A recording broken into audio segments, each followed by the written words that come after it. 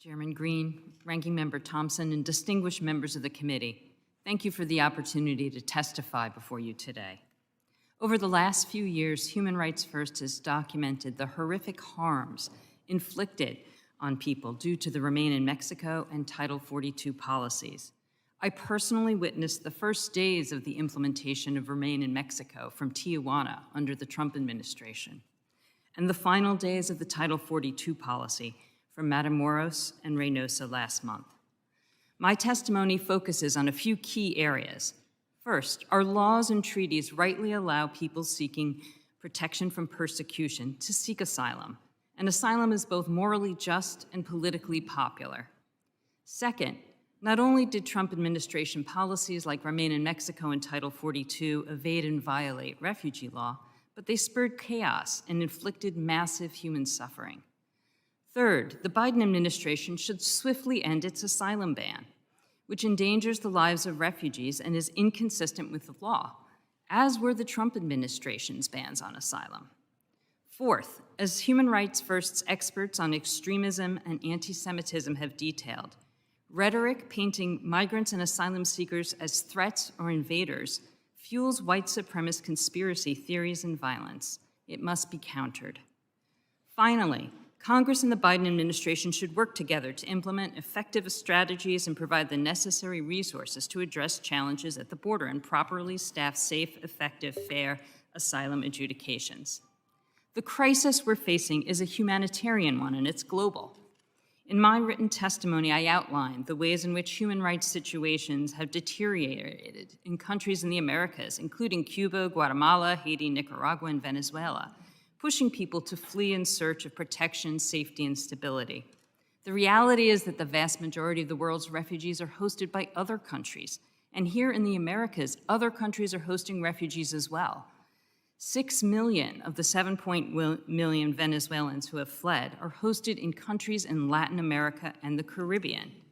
The United States is more than capable of humanely receiving and fairly processing the claims of people seeking refuge here. Under the Trump administration, Human Rights First tracked 1,544 reports of kidnappings, murder, torture, rape, and other violent attacks against people returned to Mexico under MPP. And during the court-ordered re-implementation of MPP in 2022, asylum seekers continued to be targeted. MPP hearings remained a due process farce.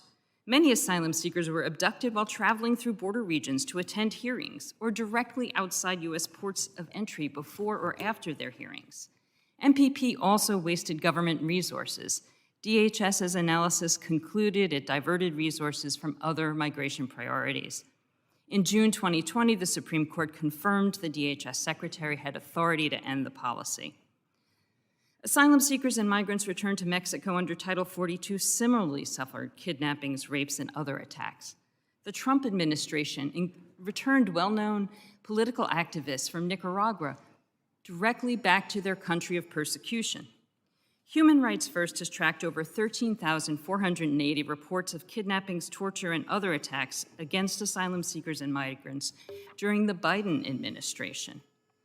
Moreover, far from being an effective border management tool, the policy actually spurred increased crossings between ports of entry, inflated border apprehension statistics, and exacerbated cartel violence.